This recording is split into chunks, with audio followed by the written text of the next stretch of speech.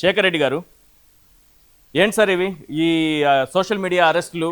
పవన్ కళ్యాణ్ గారు చాలా క్లియర్గా చెప్పుకొచ్చారు. భావ ప్రకటన స్వేచ్ఛ పేరుతో హద్దులు దాటితే ప్రతి ఒక్కటి భావ ప్రకటన స్వేచ్ఛ అయిపోతుంది, దాన్ని ఒక నేరంగా పరిగణిస్తామని అంటున్నారు.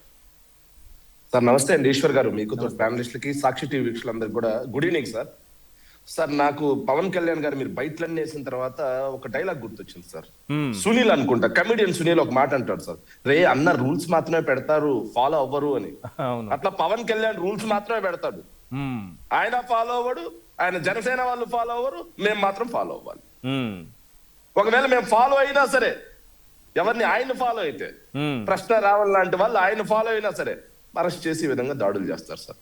సార్ నిద్ర లేచినప్పటి నుంచి సార్ గత 2 సంవత్సరాలుగా వైఎస్ఆర్ కాంగ్రెస్ పార్టీ మీద, జగన్మోహన్ రెడ్డి గారి మీద వాళ్ళు చేస్తున్నటువంటి వ్యక్తిత్వ హననం ఏంటంటే గొడ్డలి party, rowdy party, psycho party, ఇది సార్ వాళ్ళు మాట్లాడేది. కానీ వాస్తవంగా ఏం జరుగుతుంది సార్? ఈ రోజు గత 2 సంవత్సరాలుగా ప్రజలు గమనిస్తున్నారు సార్, నిజమైన గొడ్డలి పార్టీ ఎవరిది, నిజమైన రౌడీ పార్టీ ఎవరిది, నిజమైన సైకో మనస్తత్వ పార్టీ ఎవరిది అనేది ఖచ్చితంగా ప్రజలు చూస్తా ఉన్నారు సార్. మనం గమనిస్తా ఉన్నాం సార్. ఈ రోజు ప్రశ్న రావణ్ అనే అతని విషయంలో మన ప్రశ్న రావణ్ మాట్లాడింది రైట్ అని చెప్పి ఎవరు మాట్లాడట్లా. వైఎస్ఆర్ కాంగ్రెస్ పార్టీ కూడా ప్రశ్న రావణ్ మాట్లాడింది రైట్ అని చెప్పి మాట్లాడట్లా. మీరు దానికి చట్ట ప్రకారం మీరు చర్యలు తీసుకున్నారు, తీసుకోండి. కానీ అతన్ని అరెస్ట్ చేస్తున్నారు, మొట్టమొదటిగా తీసుకెళ్లి పిఠాపురంలో పెడుతున్నారు, బెయిల్ వస్తుంది. కాకినాడ తీసుకుపోతున్నారు, బెయిల్ వస్తుంది. ఇప్పుడు మచిలీపట్నం తీసుకెళ్తున్నారు, ఇన్ని చోట్ల బెయిల్ వస్తుంది. కాబట్టి దాడి చేశారు. చెప్తోంది అతన్ని రిమాండ్ వేసే నేరం అతను చేయలేదని కోర్టు చెప్తోంది. రజనీ గారు మీరే చెప్పాలి, అంతే కదా? బెయిల్ వచ్చిందంటే ఏంటి అర్థం?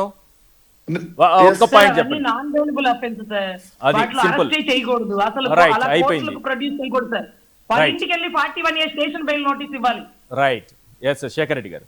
సార్ నిజంగా ఈ దాడులు ఏంది? ఇలా ప్రభుత్వ అధికారంలోకి వచ్చిన తర్వాత వాళ్ళ పోలీసులే వాళ్ళ మనుషులను చంపేస్తారు, మళ్ళీ వాళ్ళ మనుషులను చంపేసిన వాళ్ళు వాళ్ళే అరెస్ట్ చేసుకుంటారు. ఇదేందా ఈ గవర్నమెంట్ ప్రశ్నిస్తే మమ్మల్ని అరెస్ట్ చేసి మళ్ళీ మా మీద దాడులు చేస్తారు.